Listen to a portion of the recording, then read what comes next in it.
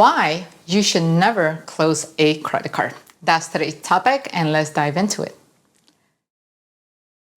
Hello everyone, and welcome back to another episode in NOVARISE. For those who are tuning in for the first time, this is your channel for real estate education.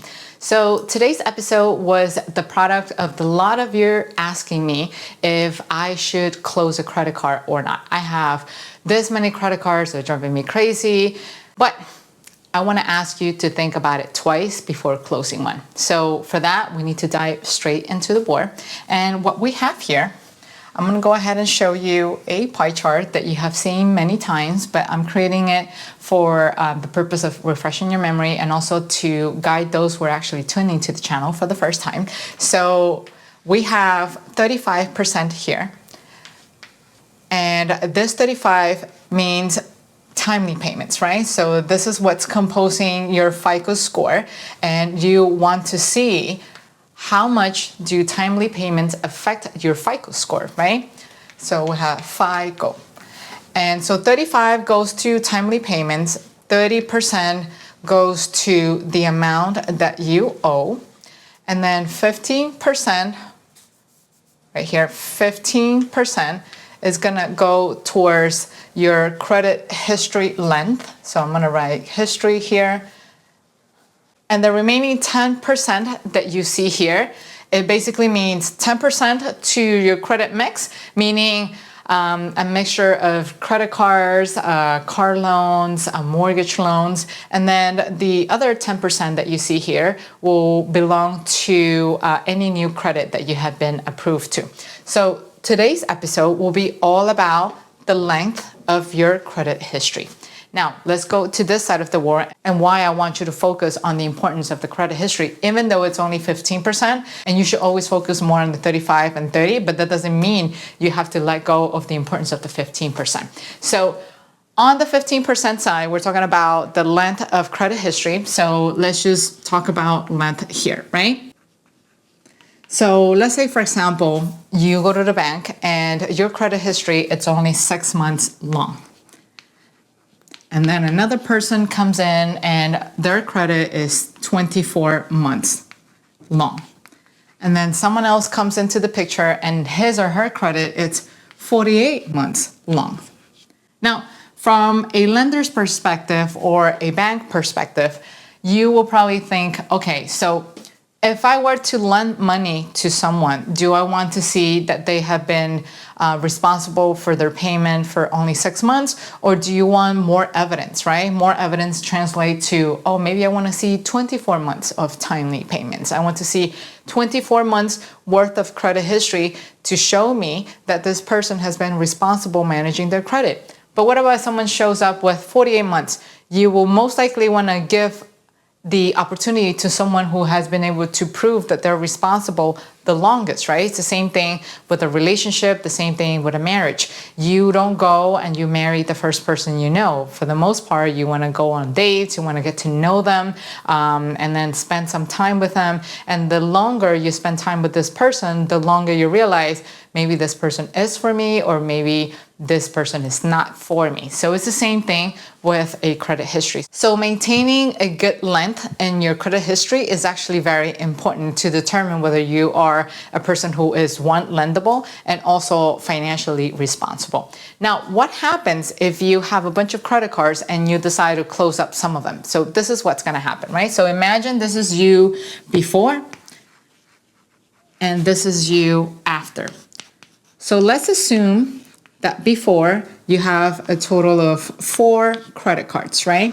And in those 4 credit cards, you have different credit lengths, right? So one, let's assume it was for 2 years. You have another one that it's good for 10 years. And then you have another card with a history of 8 years. And then lastly, you have another one with a history of 5 years. So when you take 2 years, 10 years, 8, and 5, and then you average it to 4 different cards, you will have approximately a average of 6.25, right? So you're gonna have a credit history average of roughly about 6 years, right? But let's say you come into the picture and you say, you know what?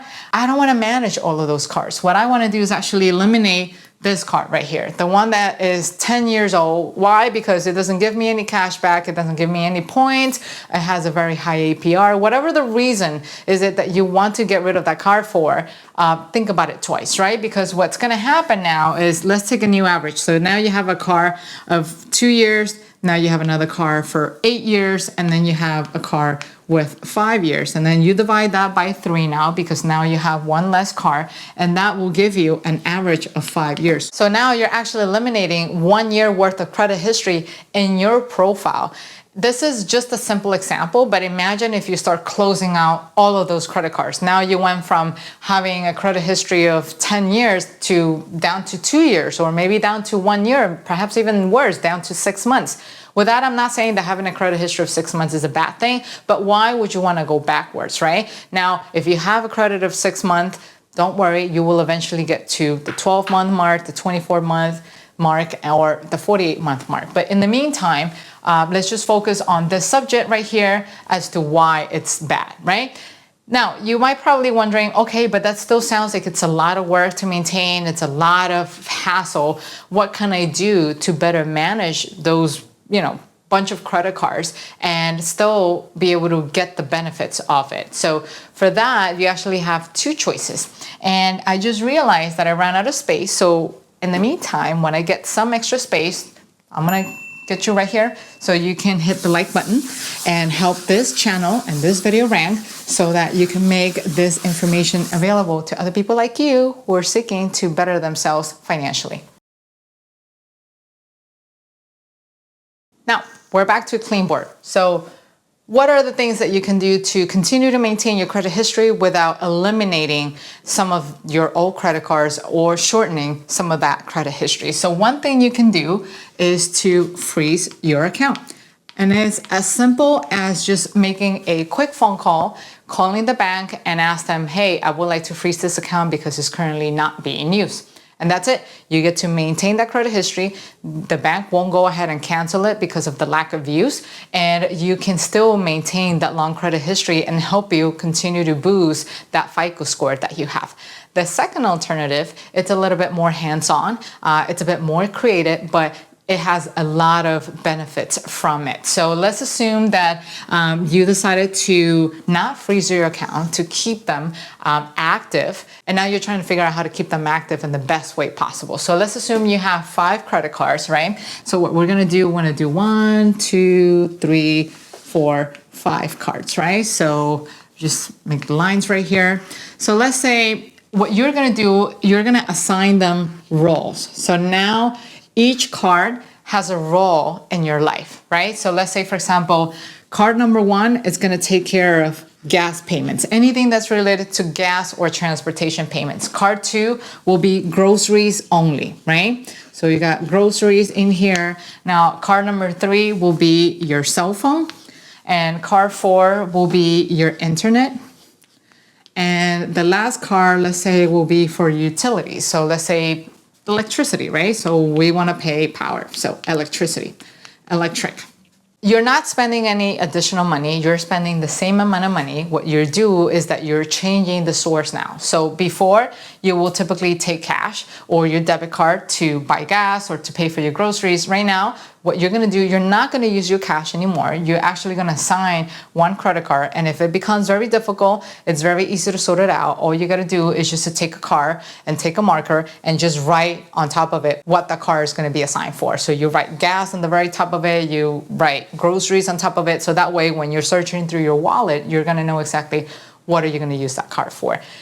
After you make your purchases, now what you're going to do is that you're going to take the same amount of money, the same cash that you would normally use to make those expenses. Now you're going to use that same cash and pay off this credit card, each and one of those credit cards. So the wonderful benefits that you get out of it, it's one, you get to build a very, very strong credit history of you knowing how to use your credit responsibly and also making timely payments.